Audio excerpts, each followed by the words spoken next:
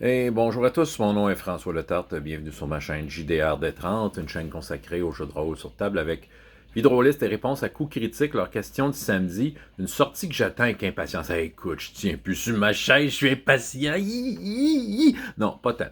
En fait, ça fait une bonne année et demie, quasiment 2 ans que je n'attends pas tant de nouveaux jeux de rôle. Oui, j'en regarde, là, mais il n'y a rien qui me fait vraiment, vraiment envie. Je suis très content avec ce que j'ai là, mais il y a quand même des choses que j'ai envie de vérifier, de checker.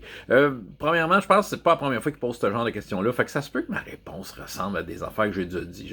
Écoute, je me souviens pas. Puis l'autre affaire, ceux qui aiment ça m'entendre me répéter, bien, vous allez être servis à souhait, parce que regardez comment je suis original.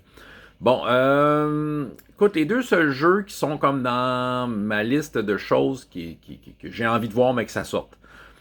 Premièrement, Chroniques oubliées, deuxième édition. Ouais, j'ai envie de voir à quoi ça va ressembler. Chroniques oubliées, première édition, me plaît beaucoup. J'ai vraiment beaucoup de plaisir avec. Euh, autant que le jeu à première vue a de l'air un peu rigide au niveau de la construction des personnages, autant que moi, j'interprète ça un peu plus lousse, ce qui fait que ça n'empêche pas grand-chose, puis on s'entend, c'est pas plus pire que les classes très très rigides des vieilles éditions de Donjon ou même 5e édition. On veut dire, à quelque part, je trouve que j'ai beaucoup de leviers sur lesquels je peux jouer. Mais je sais que les joueurs aiment ça, tu sais, avoir peut-être plus de flexibilité, une flexibilité à la hauteur de Pathfinder, mettons, il y en a qui aiment ça.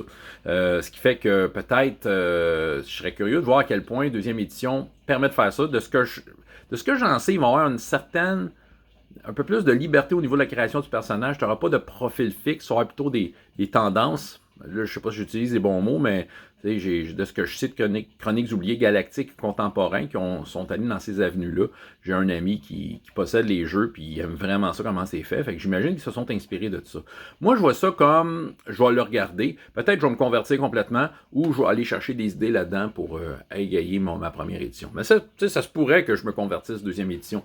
Moi, mon but là-dedans, c'est que j'ai déjà un jeu qui me plaît, avec lequel je m'amuse, qui est très confortable présentement pour l'avoir pratiqué suffisamment pour ça.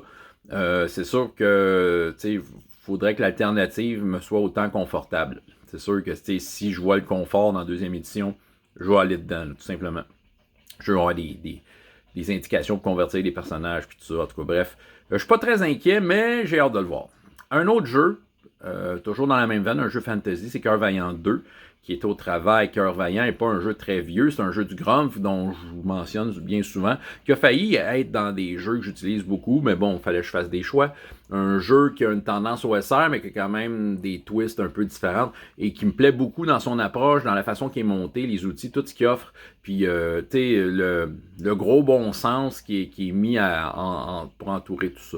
Je dirais la seule chose, qui me mettait un peu le pied sur le frein, par rapport au type de joueur que je sais que je vais avoir, c'est peut-être un peu le manque d'options, un peu. Il y en a, mais c'est le fun de la flexibilité, en fait. Et encore une fois, je vais aller voir pour la flexibilité dans le 2, voir qu'est-ce qu'il y a de plus.